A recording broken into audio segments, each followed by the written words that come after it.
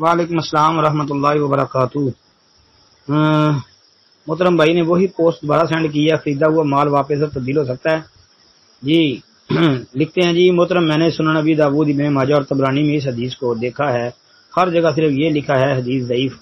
آپ فرما رہے ہیں حدیث کو شیخ البانی نے صحیح کہا ہے، برائے مہربانی تھوڑی سی وضاحت فرما دیں کہ آپ کی تحقیق کے مطابق یہ حدیث صحیح ہے یا ضعیف؟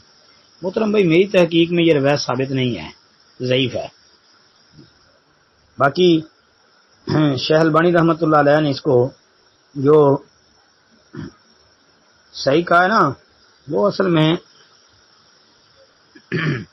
اس لیے کیونکہ شیخ البانی رحمۃ اللہ علیہ جو ہے وہ تعدد طرق کے ساتھ روایت کے صحیح یا حسن ہونے کے قائل ہیں، یعنی حسن لغیری ہونے کے یا صحیح ہونے کے، لیکن طرق کے ساتھ۔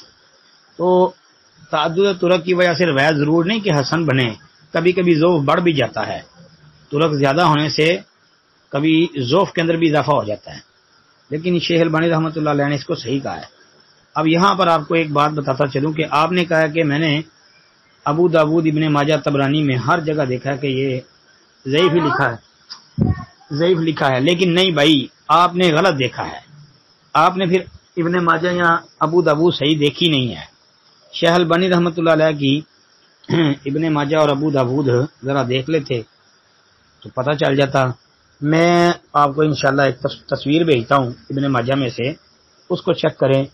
میں نے سنن ابن ماجہ جو ہے دارالسلام والی، اس کے اندر میں نے جو ہے نا کچھ چیزیں ہائی لائٹ کی ہوئی ہیں کہ شیخ البانی رحمۃ اللہ علیہ نے جو حکم لگایا ہے اس پر تحقیق کر کے میں نے بھی کچھ لکھا ہے، وہ آپ کے سامنے رکھتا ہوں، آپ کو پتہ چل جائے گا انشاءاللہ کہ آپ کہتے ہیں کہ شیخ البانی رحمۃ اللہ علیہ نے مطلب ابو داود ابن ماجہ میں اس کو ضعیف ہی لکھا ہے، نہیں، شیخ کے نزدیک یہ روایت صحیح ہے۔ السلام علیکم ورحمۃ اللہ۔